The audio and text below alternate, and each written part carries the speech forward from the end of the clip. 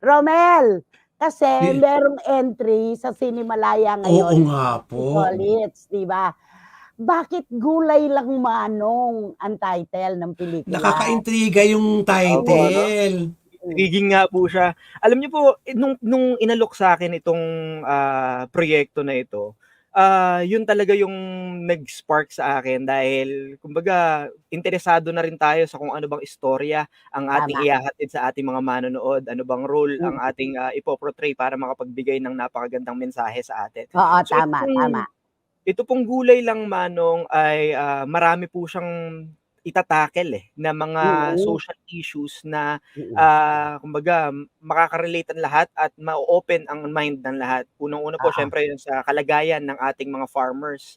So oo. ito po kasi Hmm, ay sa istorya ng Napakaganda. mga farmers, Mm, yung kanilang, struggles sa pagbebenta, pagtatanim at kung ano-ano pa. At mm. andiyan din po siyempre yung, adbokasiya na magkaroon ng, kumbaga pagtingin doon sa tinatawag natin na medical cannabis or medical Alam marijuana. mo, tamang-tama kasi umuwi ako sa aming nayon at umuwi ako bumalik ng Maynila na napakalungkot. Hmm, Walang tubig sa aming nayon kasi ang irigasyon ng Pantabangan hindi nakararating sa amin. Ang mga tao hmm, sa amin, ang mga farmer sa amin, tagtuyot talaga sila ngayon. hirap po ano?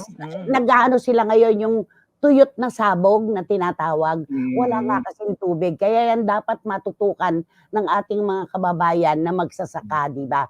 opo, Nabanggit mo yung cannabis, sa ibang bansa ito ay legal. Hindi ka ba opo. hindi ka ba nagdalawang isip nang i-offer sa'yo itong Gulay Lang Manong? Hmm, alam mo Nay, medyo kailangan kasi ng katapangan, Kailangan Ah, kasi kailangan talaga ng katapangan na para mm, umuo ka sa ganitong klase ng proyekto.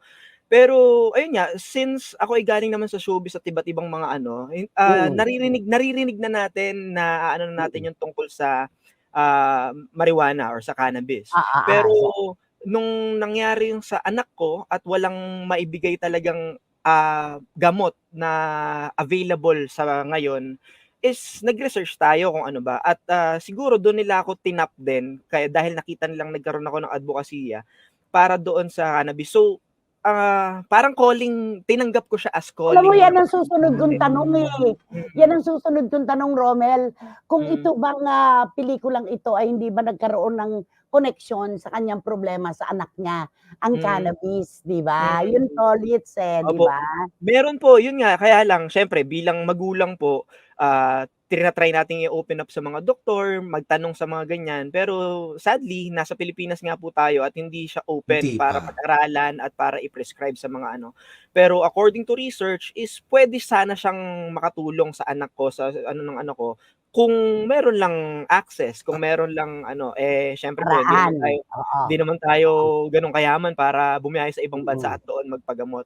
Oo, So, ayun nga, sa ngayon is hanggang pangarap na lang tayo na makatulong 'yun sa anak natin, pero legally hindi pa naman siya puwedeng oo, gamitin. oo, oo.